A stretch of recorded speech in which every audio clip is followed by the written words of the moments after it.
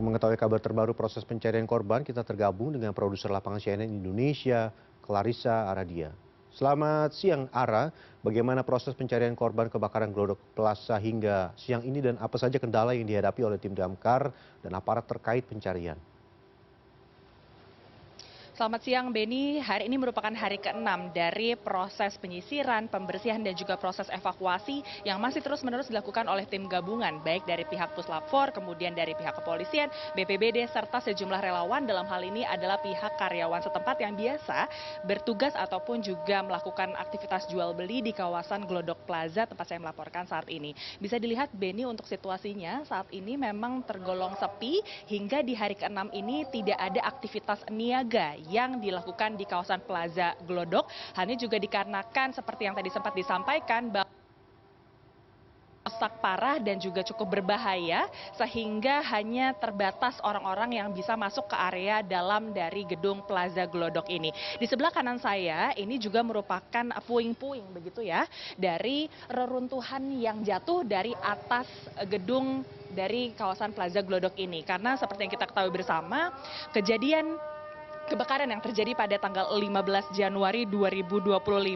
pada pukul setengah 10 malam tadi juga mengakibatkan 3 lantai, ya ini lantai 7, 8, juga 9 ini rusak parah, dan saat ini pun juga awak media tidak bisa terlalu mendekat ke area dalam begitu ya, Beni, karena pada pagi hari tadi juga kami melihat ada sejumlah serpihan reruntuhan yang juga turun dari atas begitu ya, karena sangat-sangat berbahaya, sehingga kami pun juga harus menjaga jarak dengan area gedung dari Glodok Plaza ini. Kalau tadi kami juga sempat berbincang dengan pihak Polsek dari Taman Sari, Jakarta Barat, menyampaikan bahwa untuk di hari ke-6 proses evakuasi masih terus dilakukan. Hal ini juga mengingat bahwa masih ada setidaknya 6 orang yang masih terus-menerus dicari tahu ataupun juga dievakuasi oleh pihak kepolisian. Hingga tanggal 20 Januari pagi hari ini, kami juga melihat belum ada penambahan informasi terkait dengan pelaporan orang hilang. Sehingga merujuk pada data per tanggal 18 Januari 2025,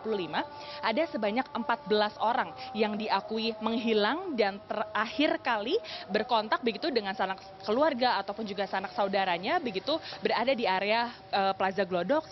Kemudian juga hingga tanggal 19 Januari kemarin, setidaknya pihak dari kepolisian sudah berhasil mengevakuasi sebanyak 8 kantung jenazah. Namun dari 8 kantung jenazah ini belum dapat dipastikan apakah ini berasal dari detail ataupun juga identitas masyarakat yang berbeda ataupun juga sama, karena kalau berdasarkan pengakuan dari pihak Puslap 4 ataupun juga tim DVI Polri, area dalam dari kawasan Plaza Glodok ini merupakan potongan jenazah begitu ya, sehingga saat ini pihak dari kepolisian masih terus-menerus melakukan proses identifikasi terkait dengan ditemukannya sejumlah jenazah pada tanggal 16 hingga tanggal 18 Januari 2025 yang lalu. Kalau tadi kami juga sempat berbincang dengan pihak Polsek Taman Sari pun juga menyampaikan bahwa untuk hari ini ada oleh pihak kepolisian adalah pencarian orang hilang, kemudian juga penyisiran setidaknya di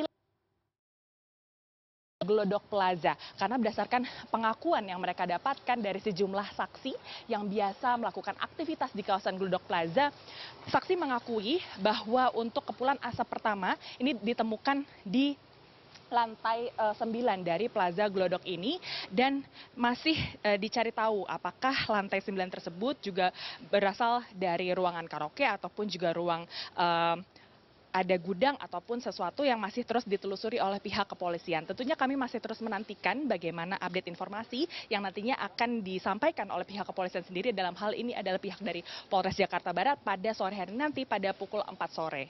Beni.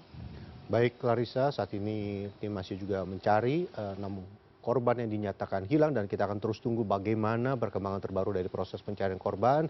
Terima kasih atas laporan Anda, selamat bertugas kembali dan selalu berhati-hati dalam bertugas. Terima kasih, Ara. Dan selanjutnya kita juga tergabung dengan produser lapangan CNN Indonesia, Airin Wardani. Selamat siang, Airin. Sejauh ini bagaimana perkembangan identifikasi korban kebakaran Glodok Plaza? Sudah berapa jenazah yang teridentifikasi? Iya, selamat siang Benny. Baru saja kami berbincang melalui telepon dengan salah satu tim DVI, Ahmad Fauzi, mengatakan bahwa sampai sejauh ini belum ada satupun korban yang berhasil diidentifikasi karena kemudian ada kendala-kendala yang sangat besar yang dihadapi oleh tim DVI karena kategori bencananya ini cukup besar ya karena kebakaran. Jadi korban kebakarannya tuh Beni bahkan mencapai tingkat 4, sehingga kalau dibilang kami menggunakan bahasa apakah ini terbakar sempurna atau apakah ini kondisi korban sudah jadi abu misalnya karena terbakar sempurna, tim DVI sendiri mengatakan cukup dengan mengatakan korban tingkat keparahannya level 4, di mana dalam identifikasi atau dalam kategori kebakaran level 4 itu adalah kebakaran atau luka bakar yang sangat parah sekali sehingga secara fisik pun tidak bisa dikenali oleh tim DVI. Dan memang yang menjadi penghambat ini ada beberapa istilah yang diberikan kepada kami, yaitu salah satunya adalah ini tergolong bencana open disaster, di mana semua korban belum tentu 14 orang yang dilaporkan hilang oleh keluarganya, seperti itu Beni. Bisa jadi ada banyak sekali, lebih banyak lagi korban-korban, dan karena kondisi TKP sendiri juga sangat parah sekali kondisi kebakarannya seperti itu, sehingga itu menyulitkan tim DVI untuk memastikan berapa sebenarnya korban yang menjadi korban kebakaran di Plaza Glodok ini, Beni. Karena kalau bisa Anda lihat ya, kebakarannya bahkan membutuhkan waktu berjam-jam, berhari-hari untuk proses pemadaman hingga pendinginan, sehingga bisa dipastikan korbannya tentu saja kondisinya sudah tidak bisa diidentifikasi lagi baik secara kasat mata atau dalam bentuk lain seperti itu. Dan memang dengan kondisi bencana dengan kategori open disaster ini kemungkinan besar korbannya itu lebih dari 14 orang yang dilaporkan keluarganya, karena tadi Ahmad Fauzi mengatakan itu hanya 14 orang yang dilaporkan oleh keluarganya, belum ada keluarga lain yang datang melaporkan selain 14 orang tersebut, sehingga memang bisa dipastikan ada korban-korban lebih banyak. Apalagi kita tahu bahwa tempatnya adalah pusat hiburan seperti itu di daerah Jakarta Barat, jadi kemungkinan besar korbannya lebih dari 14 orang seperti itu. Yang walaupun kemarin saat saya ke Plaza Glodok sendiri bertanya kepada pengelola atau dari pihak marketing Plaza Glodok, mengatakan mereka tidak mengetahui atau belum diberikan secara pasti data jumlah pengunjung yang datang di lantai 8 dan 9 oleh pemilik tenan dari klub Tiara tersebut atau tempat karaoke Tiara tersebut. Sampai sekarang mereka masih fokus untuk pembersihan di area Plaza Glodok, sehingga memang data jumlah pengunjung pun atau tamu yang datang ke tempat hiburan yang berada di lantai 7, 8, 9 itu sampai sekarang juga belum bisa dipastikan berapa jumlah pengunjungnya, termasuk berapa jumlah pekerja mereka yang ada di sana, kru yang juga berada di sana, dan jumlah pekerjanya selain pengunjung itu tentu saja masih menjadi perhatian utama dari tim DVI, Beni. Sehingga tadi baru saja tim DVI itu bergerak menuju ke TKP untuk mengamankan TKP, karena selain dari 8 kantong jenazah yang terakhir didatangkan pada hari Sabtu pukul 15.30, Beni, belum ada kantong jenazah lagi yang keluar, sehingga mereka akan memastikan sendiri apakah penanganan TKP ini sudah sesuai SOP. Jangan sampai ada sampai kegiatan proses evakuasi itu merusak TKP sendiri. Jadi memang tim DVI sendiri yang akan meluncur datang ke Plaza Glodok yang tadi baru saja mereka keluar untuk kemudian melihat kondisi TKP dan juga sekaligus menyisir kira-kira di mana kemungkinan besar ada korban-korban di sana, dan mengumpulkan kemudian yang dianggap sebagai bagian dari bisa dianggap sebagai bagian dari tubuh korban atau petunjuk di mana korban-korban itu berada di ruangan lantai 7, lantai 8, lantai 9.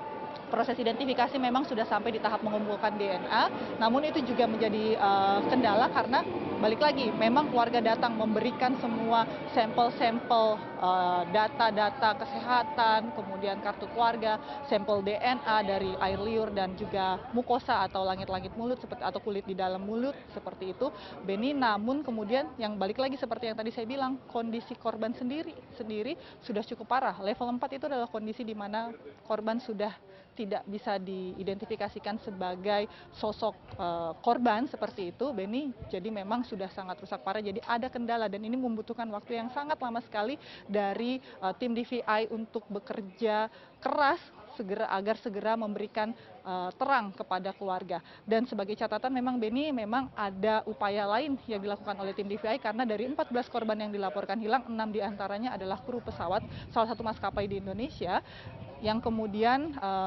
oleh DVI sendiri, tim DVI menyurati Balai Kesehatan Penerbangan, di mana tempat para kru pesawat ini selalu melakukan medical check up sebelum mereka bertugas atau sebelum mereka terbang. Makanya mereka DVI sendiri mengirimkan surat per hari ini kepada Balai Kesehatan Penerbangan untuk diberikan data-data kesehatan, rekam medis atau apapun itu terkait dengan 6 korban yang diperkirakan adalah bagian dari kru dari maskapai penerbangan ini, agar bisa dicocokkan dengan sampel-sampel atau 8 kantong jenazah yang sudah mereka kumpulkan. Jadi memang proses ini tidak cepat, Beni. Apalagi ini kebakaran terjadi pada hari Rabu, ini memasuki hari ke-6 dengan kondisi yang sangat rusak parah, TKP juga yang sudah hancur sekali, di mana tim sendiri harus berhati-hati untuk memasuki TKP dari lantai 7, lantai 8, lantai 9 yang sudah roboh seperti itu, juga jadi salah satu tantangan tidak hanya dari tim pencari atau tim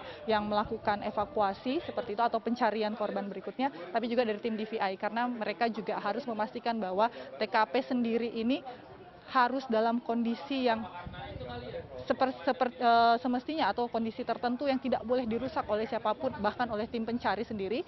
Mereka harus memastikan bahwa harus bekerja sesuai dengan standar SOP-nya, supaya bukti-bukti yang mereka atau barang-barang atau apapun petunjuk-petunjuk itu bisa mengarah ke proses identifikasi agar para korban ini bisa kembali disemayamkan atau dikembalikan ke keluarga dan kemudian disemayamkan dengan layak. Dan itu memang jadi harapan ke keluarga-keluarga lainnya. Jadi tim DVI ini berharap kepada pengelola sendiri juga memberikan data berapa jumlah pengunjung, paling tidak jumlah pekerja, karyawan yang berada di hari itu, di hari naas itu, untuk diberikan kepada tim DVI semua data-data yang mereka miliki, dan juga instruksi atau memberikan himbauan kepada para keluarga lainnya, sekiranya keluarganya belum kembali, kemungkinan laporkan diri ke tim DVI, ke posko di DVI ini untuk memberikan sampel-sampel yang dibutuhkan, selain dari dokumen akta kelahiran, dokumen kesehatan, medical check up, dan juga sampel DNA yang akan diambil oleh tim DVI, sehingga proses pengerjaannya yang memang membutuhkan waktu lama itu bisa mempermudah paling tidak bagi tim DVI sendiri untuk mengidentifikasi para korban. Beni. Baik, Airin, tingkat luka bakar yang sampai tingkat 4 memang menyulitkan bagi petugas untuk mengidentifikasi korban, dan juga tadi disebutkan juga bahwa ini merupakan open disaster di mana memang kemungkinan korban juga masih bisa bertambah. Dan kita akan terus tunggu, Airin, bagaimana perkembangan dari identifikasi korban. Kita berharap proses identifikasi bisa dilakukan lebih cepat sehingga keluarga bisa membawa korban untuk pulang ke rumah. Terima kasih banyak, Airin, atas laporan Anda. Selamat bertugas kembali. Tim DVI Polri kesulitan mengidentifikasi korban kebakaran Glodok Plaza.